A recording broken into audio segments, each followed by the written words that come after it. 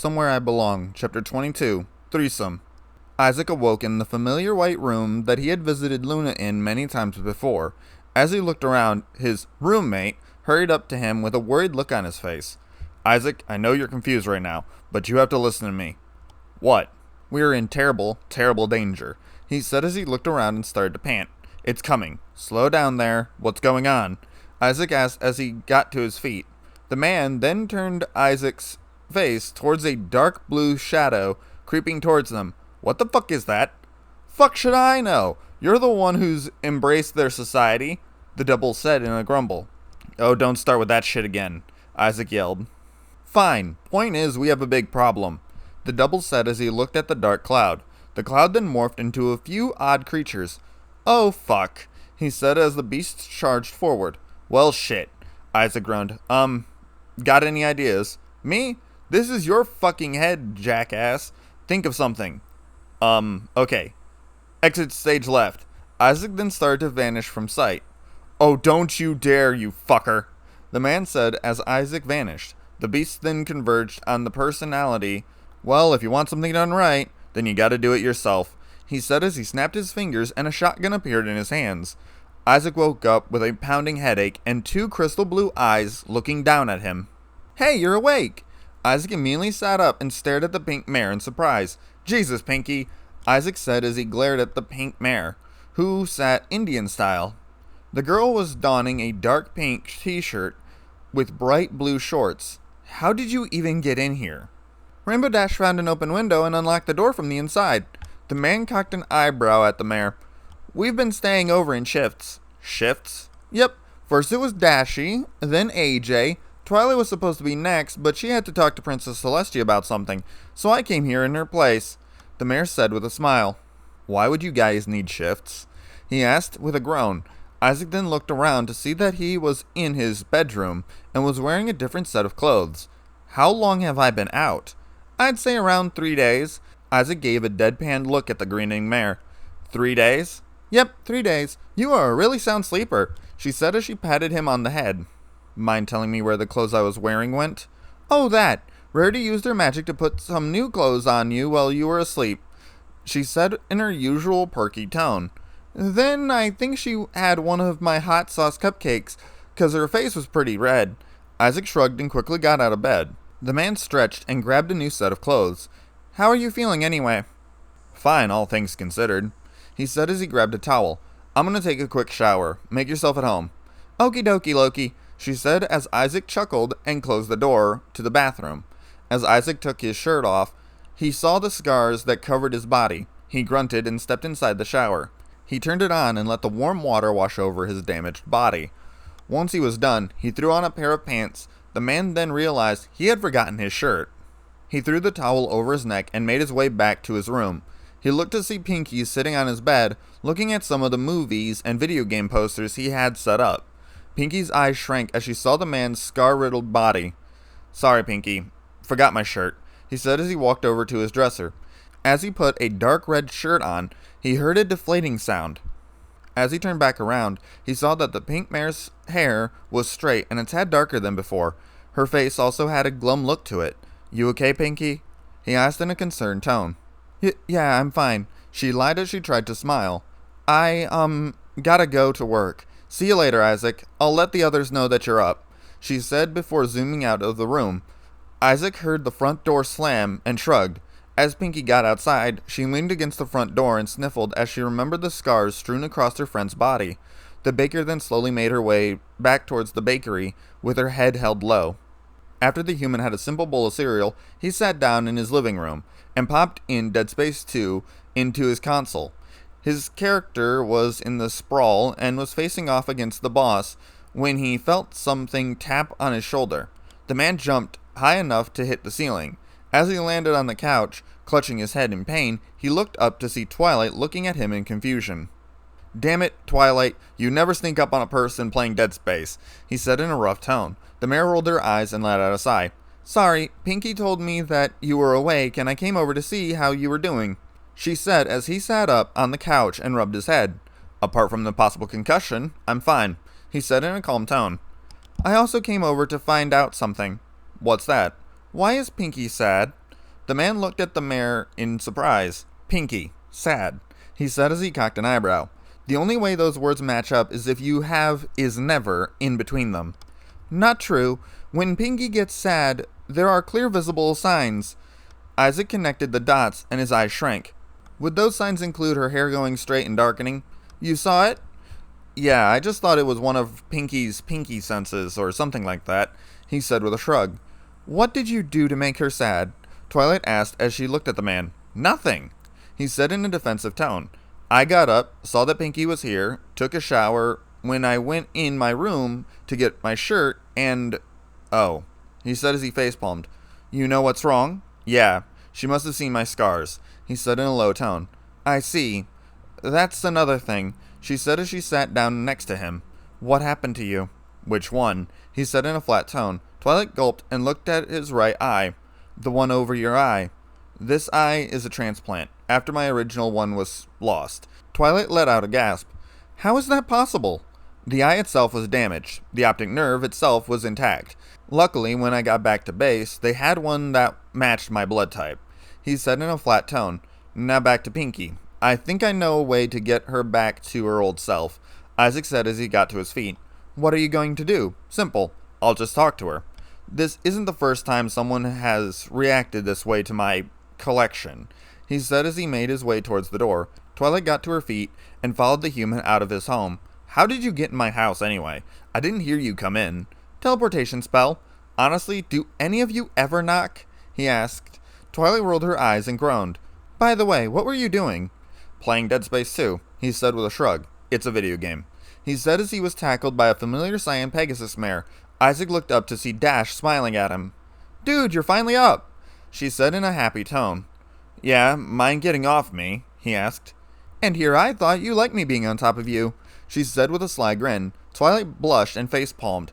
Isaac blushed as she got off of him. What are you two doing out here anyway? Long story short, Pinky is sad and I'm going to go talk to her, Isaac said as he got up. What made her sad? Dash asked.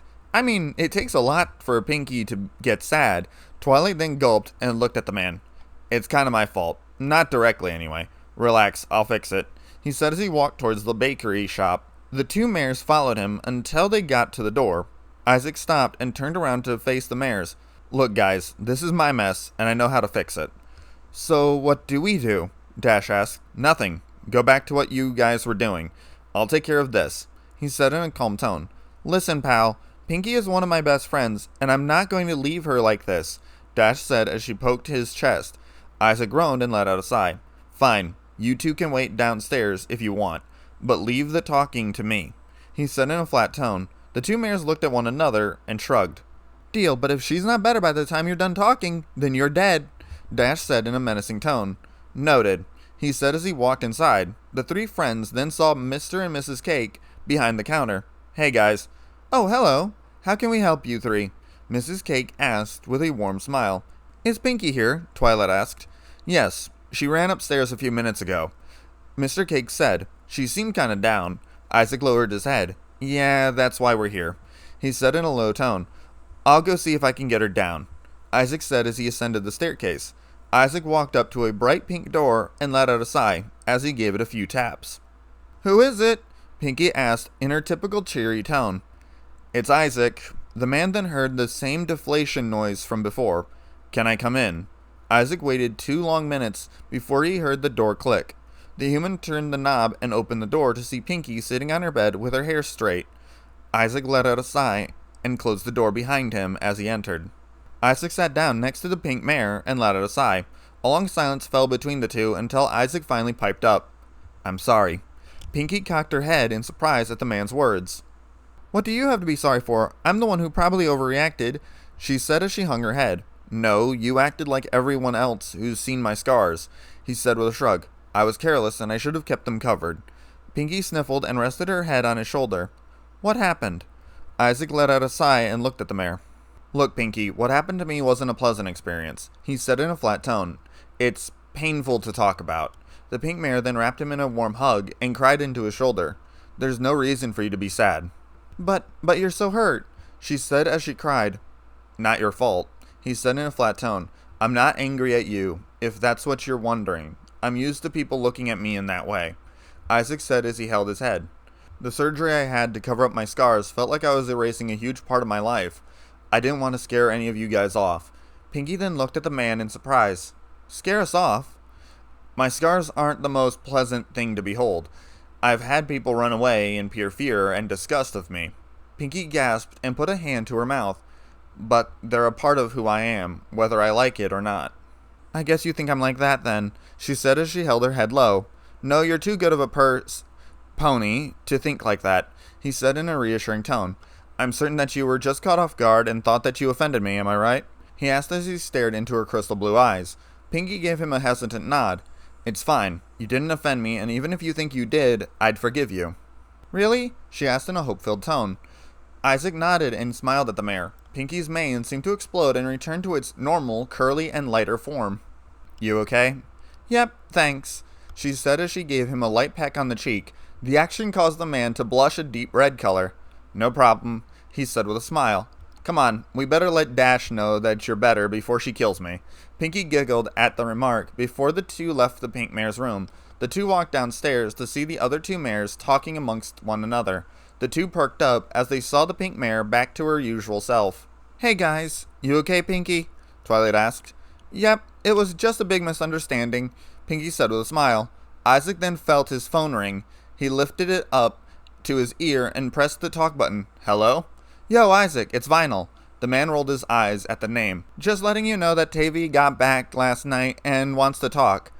Okay, I'll be there in a few. Your place, right? Yep, see you then, she said before hanging up. Isaac let out a sigh and said his goodbyes before making his way out of the bakery and heading towards his home. Vinyl sat on her couch twiddling her thumbs in anticipation for the man's arrival. The DJ then heard a heavy knock on her door and immediately got up to answer it.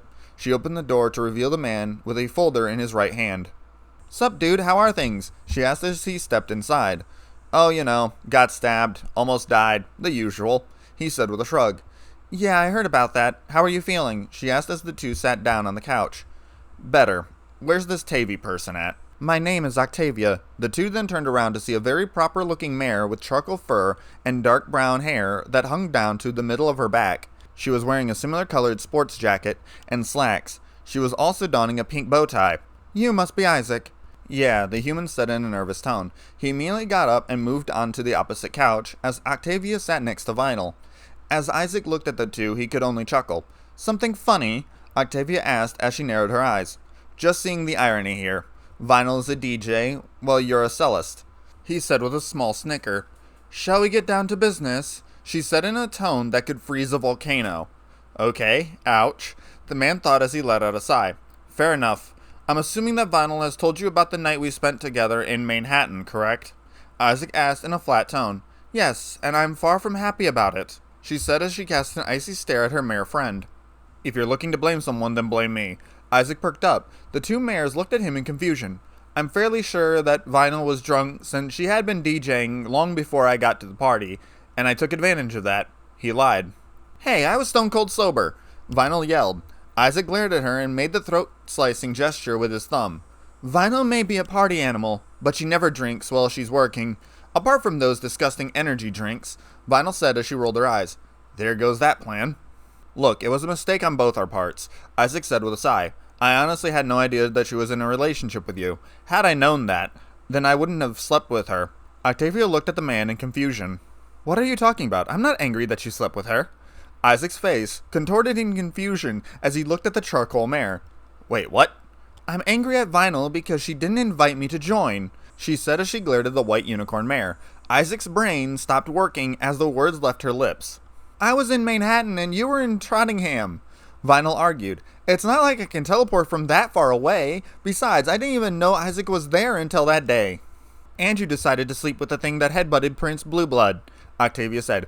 Okay, that I had a good reason for, Isaac spoke up. He attacked a friend of mine, and I defended her. Ah, yes, I believe that was Rarity, correct?